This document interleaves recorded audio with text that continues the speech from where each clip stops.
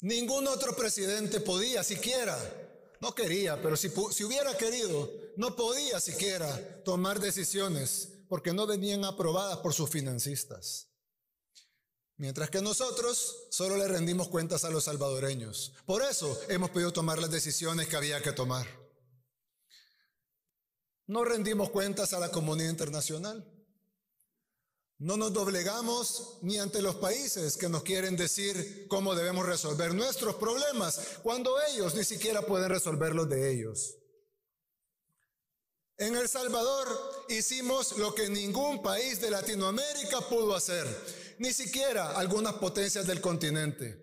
Cambiamos el viejo sistema político y le arrebatamos a los delincuentes el control del Estado. Pero quizá a 4 años de gobierno, nuestro principal logro no sea la seguridad, sino haber alcanzado realmente la capacidad de reinventarnos. Desde el principio tuvimos el liderazgo, la visión, la valentía, la determinación, pero nos hacían falta las condiciones. Las fuimos consiguiendo poco a poco. Al inicio con la presidencia, luego gobernamos a pesar de los obstáculos y finalmente con el triunfo de esta asamblea, que con eso se logró además no solo la gobernabilidad, sino también la depuración del sistema judicial y del Ministerio Público. Sin esas cosas hubiera sido imposible luchar la guerra contra las pandillas. Ahora, el régimen de excepción, también aprobado por esta asamblea, nos ha permitido saborear al fin la paz. Por primera vez desde que tenemos memoria. El Salvador es un país pequeño, que no tiene los recursos de las grandes potencias mundiales. Pero aún así, hemos ido arreglando lo que estaba mal. Y cada vez somos más conscientes de que otra forma de vivir sí es posible. Para un país como el nuestro, que estaba al borde del colapso por la violencia, reinventarse no solo era una necesidad, sino que era vital. Hoy, 4 años después, podemos decirlo sin que suene exagerado. Ya no somos los mismos. Al fin, los salvadoreños ya pueden pensar en otra cosa que no sea evitar que los maten. Ya podemos aspirar a más. El Salvador es otro país. Ahora, de verdad es nuestro.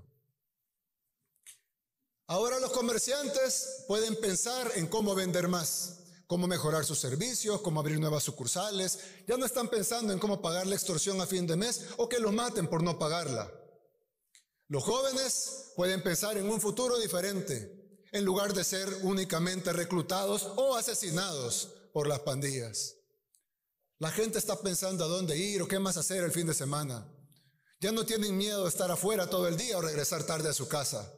Lo que antes era privilegio de unos pocos, ahora es lo cotidiano para todos.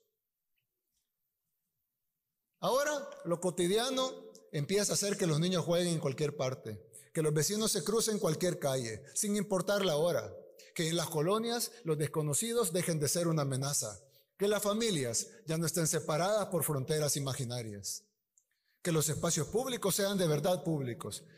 Gracias a mi esposa Gabriela, que las madres embarazadas vayan a sesiones de educación prenatal, cerca de su comunidad, que los niños vengan al mundo con amor y que los padres puedan también vivir ese momento. Ahora lo cotidiano empieza a hacer que la gente vaya al centro histórico en la noche, conciertos todas las semanas, que los hoteles y los hostales estén llenos, que las familias salgan y regresen a sus casas a la hora que quieran, que los padres lleven a los hijos a sus cubos y a las bebetecas, que seamos anfitriones de mundiales de surf, que seamos sede de los Juegos Centroamericanos y del Caribe y de Miss Universo. El Salvador es otro país.